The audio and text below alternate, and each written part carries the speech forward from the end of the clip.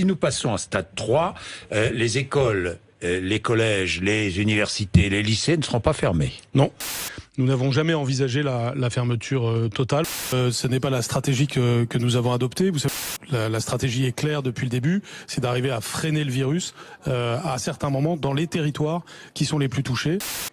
Dès lundi et jusqu'à nouvel ordre, les crèches, les écoles, les collèges, les lycées et les universités seront fermés.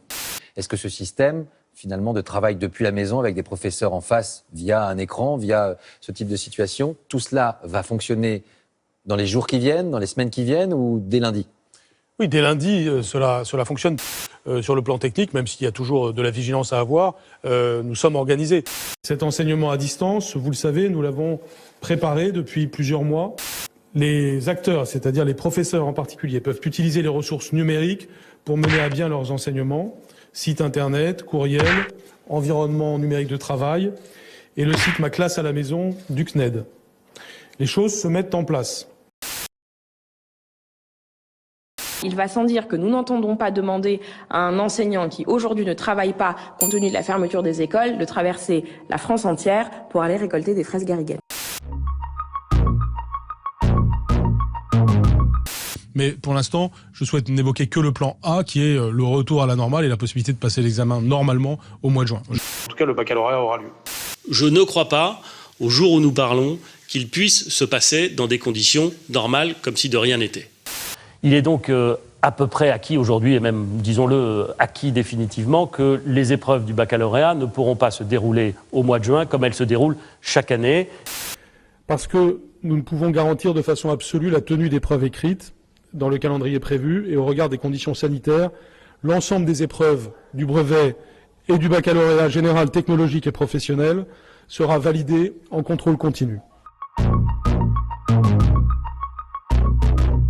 À partir du 11 mai, nous rouvrirons progressivement les crèches, les écoles, les collèges et les lycées. Non, ce ne sera pas obligatoire le 11 mai. Encore une fois, c'est un retour progressif, donc il va y avoir là aussi beaucoup d'aménagements, c'est évident. Alors, oui, l'école est obligatoire, c'est la loi qui le dit, et je n'ai pas dit hier, contrairement à certaines interprétations, que ça n'est pas obligatoire. Non, ce ne sera pas obligatoire le 11 mai. Ensuite, on aurait l'enseignement secondaire en semaine 2, c'est-à-dire la semaine qui commence le 18 mai, avec le collège pour lesquels ce serait la classe de 6e et la classe de 3e, puis ainsi que le lycée, la classe de première et la classe de terminale, et enfin le lycée professionnel pour lesquels on commencerait par les ateliers industriels.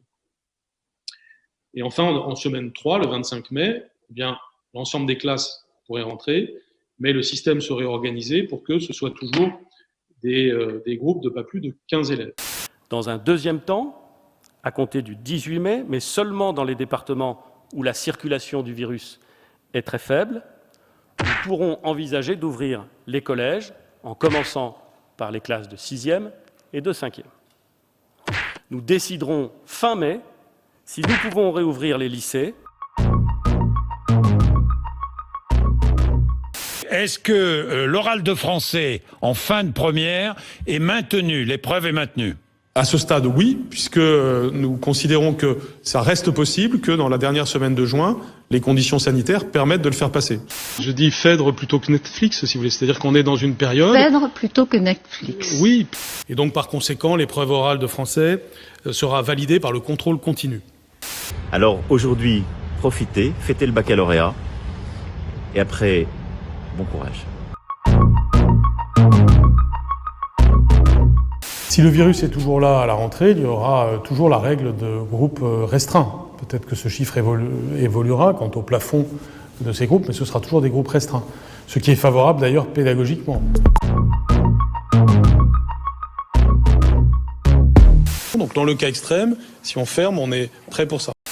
De sorte que lorsqu'il y a une distanciation physique de plus de 2 mètres, et là on est dans des sujets aussi de bon sens, il est possible pour le professeur d'enlever son masque.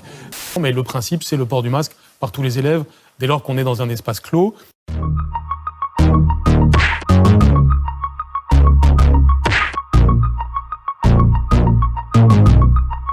Nous Nous avons des ordinateurs qui peuvent être distribués en cas de nécessité. Tous les enseignants auront un ordinateur cette fois-ci, ceux qui font des cours à distance. Notre objectif est en tout cas que ce soit le cas. Bon, s'agissant des écoles, il n'y a pas de mesures supplémentaires qui sont envisagées à ce stade. Plutôt des éléments assez rassurants en réalité sur la non-contamination des enfants, notamment les plus jeunes, les uns avec les autres. C'est ce qui nous a permis d'alléger le protocole sanitaire. L'arrivée et le départ des élèves dans l'établissement, ils seront autant que possible étalés dans le temps. On sait très bien qu'en milieu familial et en milieu de vie sociale autre que l'école, en réalité, il y a plus de contamination qu'à l'école. Donc, aller à l'école n'est pas un risque sanitaire excessif par rapport au reste de la vie. Michel Blanquer, le ministre de l'Éducation nationale, annonce un renforcement du protocole sanitaire dans les lycées. Il y avait urgence, en fait, depuis la reprise des cours lundi dernier. On l'a vu, la situation est très compliquée dans certains établissements scolaires. On a tous en tête ces images chocs de lycéens agglutinés.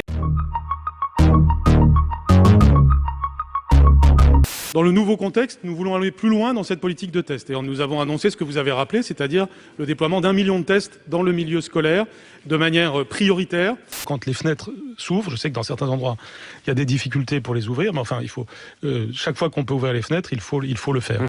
Auto-confinez-vous 8 jours avant Noël. Le principe reste toujours le même, c'est-à-dire il y a école jusqu'au bout, c'est-à-dire jusqu'à vendredi prochain. Le Premier ministre n'a pas semé le trouble. Si vous pouvez ne pas amener vos enfants à l'école jeudi et vendredi, c'est la période de 8 jours, vous le faites.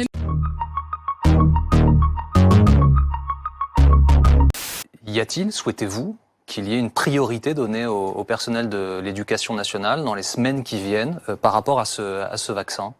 Alors c'est prévu, c'est normal, puisque ça fait partie des personnels qu'on peut appeler de premier rang. Après, ce serait souhaitable, disons, au mois de mars au plus tard. Si on arrive à le faire avant, ce serait bien.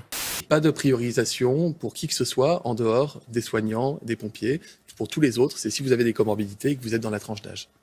Dans le futur, quand il y aura des campagnes de vaccination scolaire, on n'en est pas là encore, mais bien entendu, les établissements s'organiseront. Une surveillance accrue est organisée dans les écoles en lien avec Jean-Michel Blanquer, ainsi que des opérations de dépistage.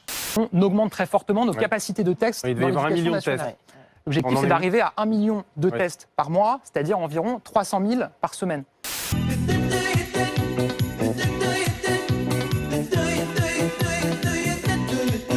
Notre objectif, d'ailleurs, au retour des vacances scolaires, et dès que nous aurons tiré tous les enseignements de cette expérimentation, c'est de pouvoir réaliser de l'ordre de 200 000, sans doute davantage, tests par semaine, et d'être extrêmement attentif à la situation sanitaire dans les établissements d'enseignement, les écoles, les collèges et les lycées. L'éducation nationale, vous l'avez dit, cette majorité l'a particulièrement choyée.